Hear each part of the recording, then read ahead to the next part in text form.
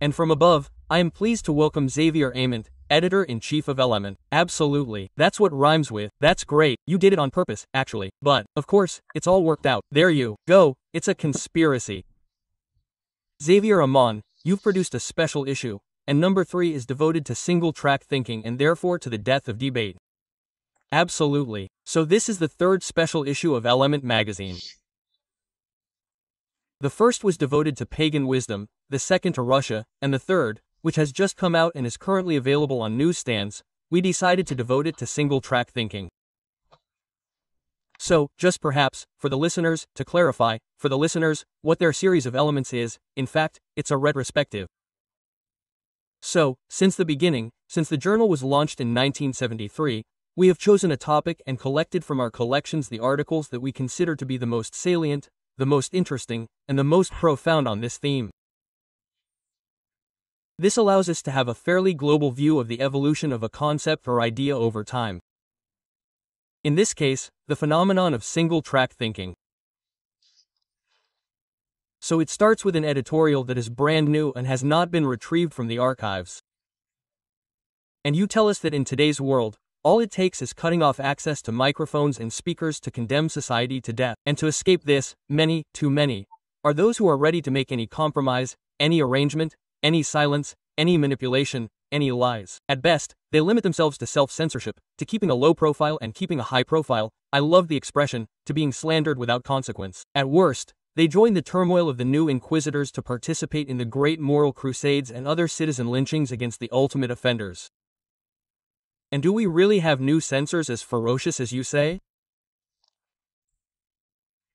I think that today, indeed, censorship has reached a very significant level, but it is indeed reviving in new forms. It is not brutal, it is not as brutal as it could have been in the past in authoritarian regimes, let's say, or at least openly authoritarian.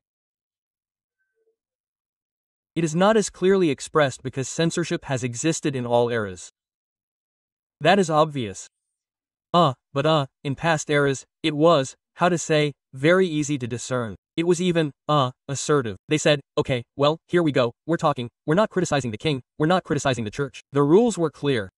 What made it possible to get around them was law and criticism, which made it possible to get around them quite easily. Today, it's extremely widespread and, above all, it takes, in my opinion, almost essentially the form of self-censorship.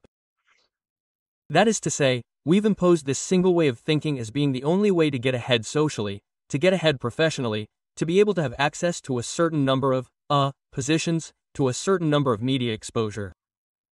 So people have integrated this single way of thinking. There's no longer even a need to slap them on the wrist from time to time when they forget themselves, so to speak, so that they follow the line that's imposed on them in order to have access to the media, to have social and financial success, and so on and so forth. At the same time, the left spends its time yelling that speech has been freed up and that the demons have come out of hell, since, under the banner of the great Satan Bolloré, Belzebub Pro and, Astero, Bastier Per on C News and in Le Figaro, and so the reactionary international has taken the country by the throat and even taken control. There is a slight cognitive dissonance between the story you tell and the story the left proclaims. Yes. So this is not the first time that there has been a gap between what the left says and what I say. But rest assured, dear listeners, Xavier Eman has been consistent since he was little. He has never said a word about the left. But it is true that the left tends to get scared quite easily. It must also be said.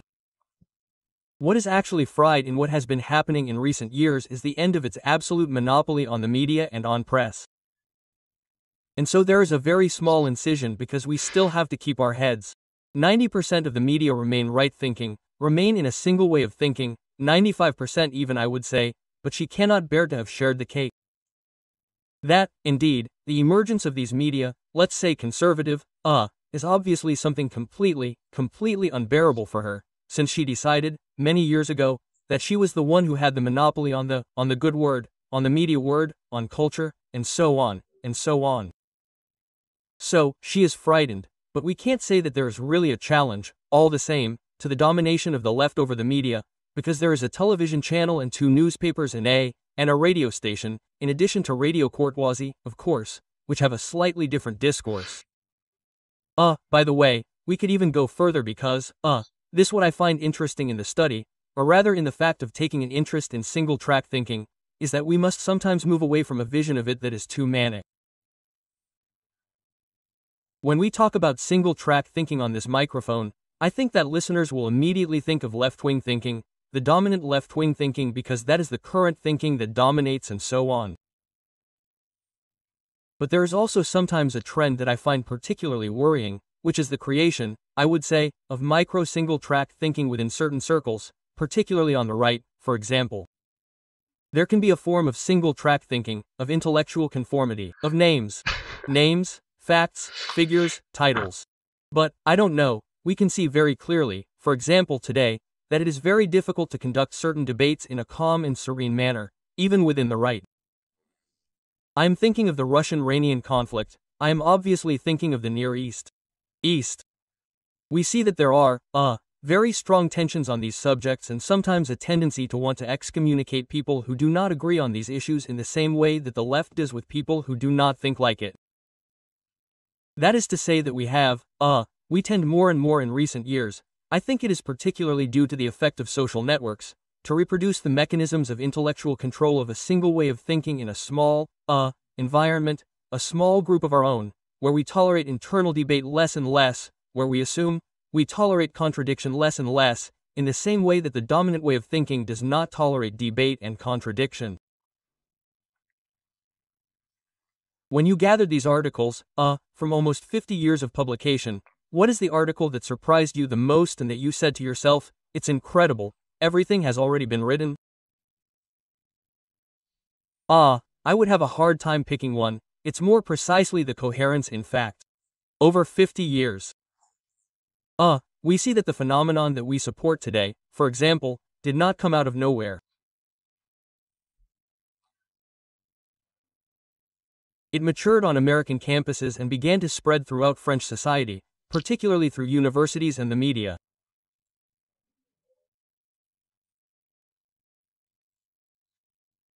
Above all, I think there is a kind of groundswell that began, we are talking about the 70s, and that is becoming more pronounced and gaining momentum.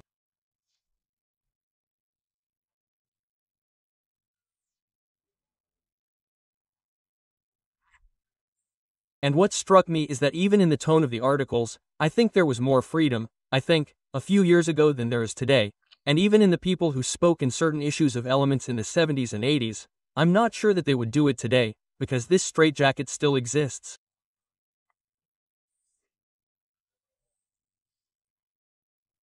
In my opinion, it is reinforced. Obviously I can't give any names, but I know that at Element, we have people from the political world or the media world who follow our work, who read us, who appreciate some of our analyses, who don't always agree, but who find that it is an interesting journal that allows us to feed intellectual debate, but who tell us very clearly that it is impossible to appear in Element, to respond to an interview in Element, because it would harm them, professionally, socially and so on. I know that. We don't have that problem at all on Radio Courtoisie. Everyone comes with incredible goodwill. Yes, that's it, that's incredible. I was just talking about it yesterday with Manon Auer while having breakfast with her. She told me, I'm really sorry that my schedule is so full. Otherwise, I would be very happy to come back to your antenna. Yeah, excuse me, I interrupted you. In what you're telling us, there are those who censor themselves and there is still the role of the censors. You come back at one point to the infamous Lindbergh, who is Lindenberg, who, with the new reactionaries and the prototype of the red light, who says who has the right to speak and who must remain silent, and even, it's not even who has the right to speak and who must hide, it's who must be suspected. There you go, so that's it. That's it, it's the return of the air of suspicion. It's the return of denunciation, and the left was a great specialist in this activity. Indeed, the episode of the New Reactionaries is quite significant of this tendency towards censorship and especially the refusal to see the field of debate open up to people who think differently. We want to debate only with people we agree with, which is quite limiting for a debate. And Lindbergh had indeed produced this little opus that caused a lot of noise, to denounce what he considered to be neo-reactionaries. Apparently, it's a very defamatory title. And to warn people about these intellectuals by saying, you shouldn't hang out with them, you shouldn't read them because they're radioactive. They'll contaminate you if you ever discuss with them because their thoughts are suspicious. It's not even necessarily about specific facts or statements, but they're not really in line. So we have to be careful with them. They might risk bringing a little bit of diversity to the debate or challenging some of the dogmas of the time. So let's really pay attention. And the left does this quite regularly.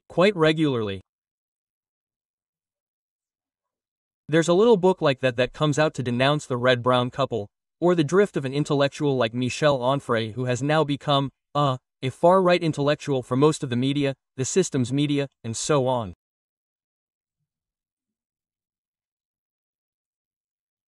It's a regular exercise in left-wing thinking to write books denouncing wrong thinkers. It's quite curious for a political movement, a political current in any case, that thinks it's that of freedom, of the absence of censorship, of the fight against totalitarianism. That's what's funny, in fact, is to see totalitarianism, soft totalitarianism, impose itself under the plume and under the flag of freedom. And at the same time, let's not forget that the revolutionaries sent 2,000 French people to the trapdoor. Finally, again, I am in the low estimates to teach them to be free and generally speaking. Yes, it is a tradition. Yes, let's say, yes, that's it. The left has a real tradition of intellectual, moral, physical elimination. There you have it, and when it is not possible to just imprison them, we do not hesitate to massacre them and to really massacre them. Yes, and since in fact the period does not yet lend itself in any case to the physical elimination of opponents, it is social death. It is social death that replaces the scaffolds. There you have it. If, dear listeners, if you are listening to us, if you feel alive, so much the better. But if the left manages to be a little more in power than it already is, social death awaits us. And besides, it is something that is fascinating when the listeners of Radio Courtoisie, write to us or not and tell us, but I only hear this kind of talk from you. I thought I was the only one. In fact, when I talk about it, people don't want to listen to me, and there is incredible social pressure. It's not just intellectuals who are victims of this moral order, who are victims of this single-track thinking. It's actually every French person who is told that they don't have the right to feel unsafe, who doesn't have the right to consider that there are many more people who are not Breton or Burgundian in the streets. In fact, it's every French person who is actually ordered to conform to the image that the left has of reality. Oh yes, certainly. And it seems to me that the great victory of the left is to have succeeded, precisely in making the French feel guilty about their own thoughts, their own observations, to be ashamed of what they see. Forbidding them not only to say it, but almost to think it. It's quite striking. We are in a country where about 30% of the electorate currently votes for the National Rally. And if we add the other right-wing parties, a bit harsh if I may say so, we get close to 40%. But when you talk in the office, when you talk in the street, you never meet them. You can be sure that at the office, there is no one who. So, in my office, it's a bit different. But let's say, generally speaking, in businesses, in the houses, in families, it's very rare for people to acknowledge it, to admit it. We have the impression that it's a bit shameful. It's still shameful to vote for a patriotic and identity-based party. And indeed, it's the result of this self-censorship which, as you said, doesn't just affect the media and cultural circles, but also all French people. And it's terrible, because it's, in my opinion, what's missing to really change things.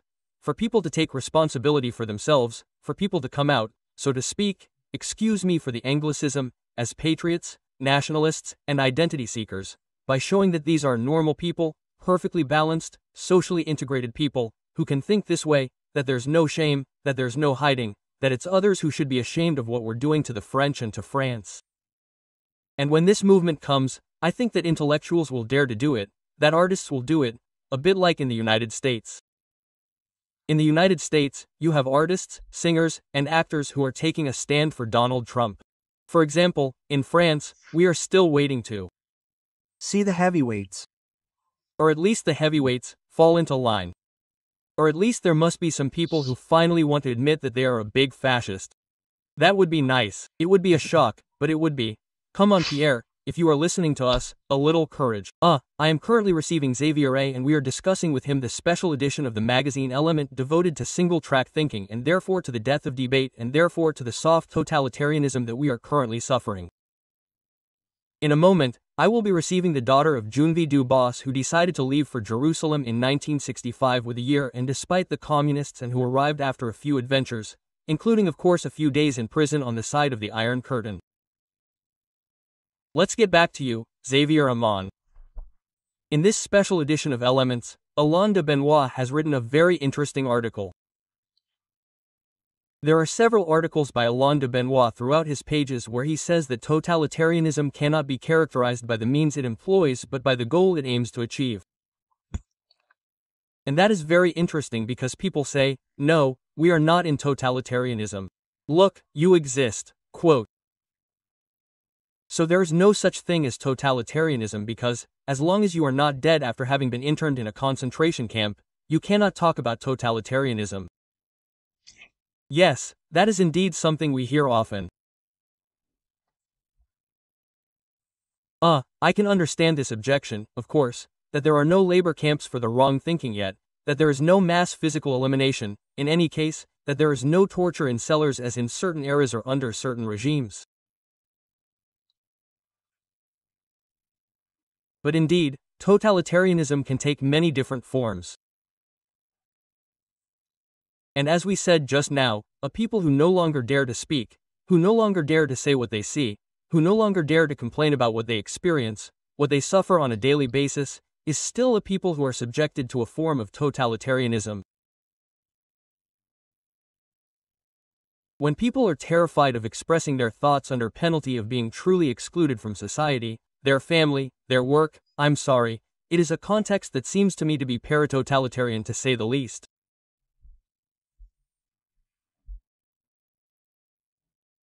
I think that today, the greatest fear for most French people, even more than being stabbed, attacked in the street, molested, or robbed, is the risk of being labeled a racist.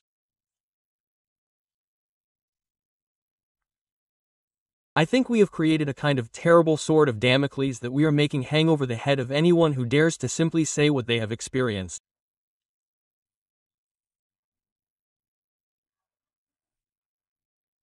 I have witnessed hallucinatory scenes in another life, in another job with colleagues who had had incidents with the public, and in particular with a person who came back and caused incidents. There was a meeting to try to determine who this person was. Then the round table begins, everyone starts describing the person. Yes, he is tall, he is short, he wears a watch, he often wears a quartz watch, he wears big shoes, and so on. And then we get to a point where a colleague is all trembling and says, oh, yeah, so he's black. And then we felt everyone freeze because no one wanted to simply say that the person who was causing the problem was black. It could have been someone else, but in this case, it was someone else. So, we were describing his watch but we didn't specify his skin color for fear that it could be considered racist.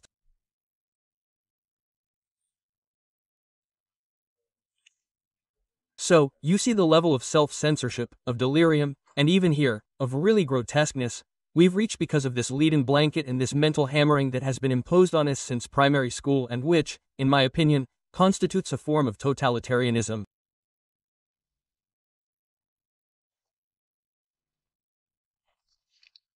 Then there's also a rather surprising article in your magazine, in this special edition of Elements devoted to single-track thinking.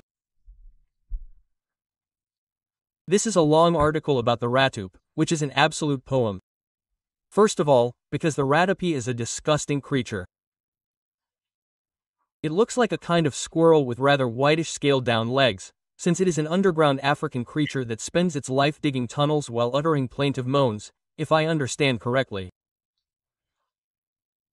That's it. And I would like to quote a few. I could have chosen to quote some extremely intelligent passages from Alain de Benoit, but hey, we can hear it, we can already hear it, we can already read it. But who will carry the voice of the rat oops apart from the special edition of Éléments in 2025? These African creatures are curious rodents with bare skin and long incisors that spend their time digging tunnels in the ground. The East African mole rat, or Heterocephalus globalus, or in other words, the funny bald head, if I have to translate it in a Husser way, has an elaborate language made up of vocalizations. At least 17 have been identified. Learned very early in their childhood, these convey a great deal of essential information, such as their size, their social status or their intentions. There you have it. So with 17 vocalizations, I can introduce myself by explaining that I am Richard X, editorial director of Radio Courtoisie, and my intention is to make you confess the truth, Xavier Eman. And so all this while floating around like a basic rat.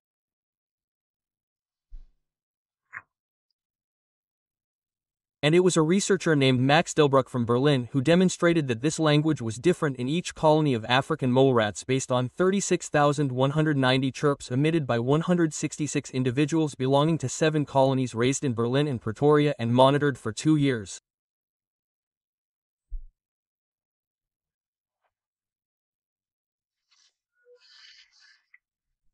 So it's really absolutely fascinating because we realize that each colony has its own language and that in these communities there is an acquisition of a form of language, at least, which varies with each litter or almost. That creates an internal diversity in these rat populations. I also admit that I discovered on this occasion, I had asked you what article surprised you the most. Go tell me about rats anyway. Well, no. But yes, I should have, because this one is quite amusing, but it's also obviously selected because it is representative of the interest of these elements for science. It's an article by I.V. Crisson, who is our great specialist in animals and who in each issue devotes a scientific article to the study of the intelligence or supposed intelligence of animals. So, it was only natural to find him in this special issue, since the goal of this special issue is also to rediscover all the great writers who are still around, or the great writers who have passed away, like Guillaume Faille, who contributed to the success and, in any case, to the development of the journal Éléments. So, using the example of the African rat-up and his tweets, we are building a real way of thinking against the single way of thinking and also the single language, and it is very amusing. Earlier, Alexander de Galzin, in his typical buffoonish way, put his finger on something absolutely terrible in Mélenchon's trial. It is the destruction of the French language and its replacement by a Creole language. In other words, not the joy of speaking Creole, or the joy of listening to Quebecers, or the joy of having Belgianisms, or the joy of having dialectal variations in the vast reservoir of the French-speaking world, but on the contrary the desire to merge everything into a single whole, and as a result, no one will speak Congolese, French, Belgian or Quebecois anymore. We will speak a gibberish based on a completely disjointed French. And in this single-track thinking, there is both the exaltation of differences and the taste for uniformity. Yes, well, that is quite significant in the remarks of Jean-Luc Mélenchon. That is to say, in the name of diversity, we arrive at standardization, we arrive at the impoverishment of the diversity of the world, of real diversity, of the difference of languages, of the difference of customs, of the difference of habits, of relationships with the world. In fact, this is what we are sold about diversity: it is impoverishment, it is cultural reductionism. So, for me, I tend to think that concerning Jean-Luc Mélenchon, we are more in the realm of psychopathological delirium than politics. We can see now that he is totally freewheeling, so to speak, and that he talks about pretty much anything, but he still talks about not talking about not speaking Arabic anymore. Poor thing. It is still, yes, it is still quite symptomatic. Well, he chose in an electoral way, to no longer be anything but the representative of racial minorities. Well, that's a political choice, but it still leads him to say pretty much anything. Which is a shame for a man who was, and still is, very cultured and intelligent, but who now completely loses his way and ends up being a caricature of himself. His latest remarks on the French language are obviously totally crazy and unbearable, but hey, it's more political buffoonery than anything else. I'm not very worried. We have a few minutes left. Isn't that precisely the case with Mélenchon, a kind of paradoxical hope? That is to say, when we see to what extent they have inoculated themselves with the virus of madness, we think that it might collapse in on itself and that the leftists, through their intellectual acrobatics, will end up being totally disconnected from the rest of the population, who will no longer follow them at all. I think that with wokeism, we have already become very disconnected. You know, when you talk to normal people, and you explain to them that a man can be pregnant, you still lose 80% of the population, I think, on this kind of issue. So the disconnection is already there.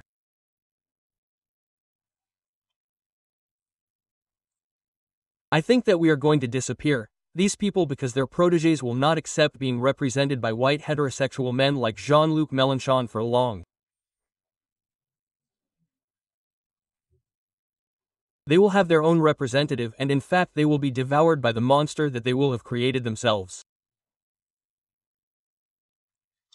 In my opinion, this is the future of the far left, to be totally subjugated, then eliminated, or at least sidelined, initially by representatives from these, their dear minorities, that they will have done everything to promote and defend, if they need to be defended.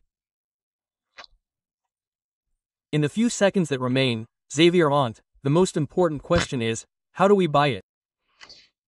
So, we rush to all the good newsstands. It is currently on newsstands everywhere, in the relays, in the stations. But if, by chance, unfortunately, you can't find it at your local newsagent, you can buy it by mail order on the website of the Element magazine. Which I invite you to consult regularly, because there is also editorial content, it's not just commercial. And so the website of the Element magazine is www.revue-element.com. Element with an S. That's exactly it. Revue Elements. FRCOM. But you type in Revue Element in any market and you'll get it. We are so well known that we bring back the rake. Especially don't forget the rake. Thank you very much, Xavier. Thank you.